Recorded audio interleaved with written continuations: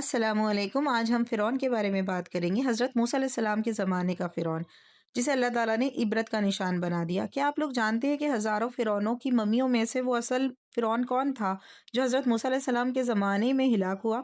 قرآن پاک میں اللہ تعالیٰ فرماتے ہیں سورہ یونس آیت نمبر 92 میں، آج ہم تیرے جسم کو بچا لیں گے تاکہ تو اپنے بعد آنے والوں کے لیے عبرت کا نشان بن جائے۔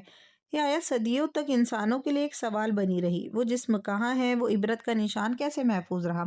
سن 1881 میں مصر کے دریائے نیل کے مغربی کنارے ڈیر البحری کے مقام سے ایک شاہی قبر دریافت ہوئی جہاں کئی فرعونوں کی ممیوں کو ایک ساتھ چھپایا گیا تھا۔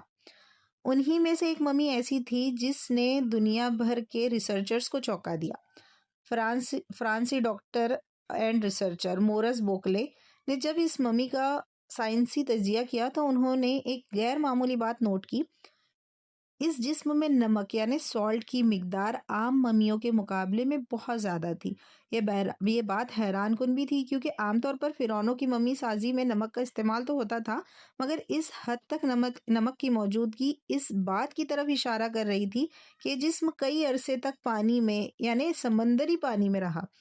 مزید حیرت کی بات یہ تھی کہ دیگر فرعونوں کی ممیوں میں ایسا کوئی واضح نشان نہیں ملا، جبکہ قرآن واضح طور پر ایک ہی فرعون کے جسم کو عبرت کے لیے محفوظ رکھنے کا ذکر کرتا ہے۔ یہی وہ مقام ہے جہاں وحی اور تاریخ ایک دوسرے سے مکالمہ کرتی نظر آتی ہے۔ اب سوال یہ پیدا ہوتا ہے، اگر فرعون سمندر میں غرق ہوا تو اس کا جسم کیسے محفوظ رہا؟ کون سی طاقت تھی جس نے لاش کو بوسیدہ ہونے سے بچایا، اور وہ کیسے شاہی ممیوں کو وہ ذخیرے تک پہنچی؟ قرآن ہمیں جواب دیتا ہے، یہ کسی انسان کی تدبیر نہیں تھی، یہ اللہ تعالیٰ کا وعدہ تھا جو وقت کے پردوں کو چیرتا ہوا پورا ہوا۔ آج وہ ممی مصر کے عجائب گھروں میں موجود ہے، خاموش مگر بولتی نہیں، ساکت مگر سوال اٹھاتی ہے۔ یہ دریافت صرف ایک تاریخی واقعہ نہیں بلکہ غرور، طاقت اور انکار حق کے انجام کی زندہ مثال ہے۔ کیا یہ محض اتفاق ہے یا واقعی انسانیت کے لیے ایک معجزاتی پیغام؟ یہ راز آج بھی ریسرچرز کے لیے سوالیہ نشان ہے اور دنیا بھر کے لوگوں کے لیے عبرت کا پیغام۔ ویڈیو اچھی لگی ہے تو شیئر ضرور کیجیے۔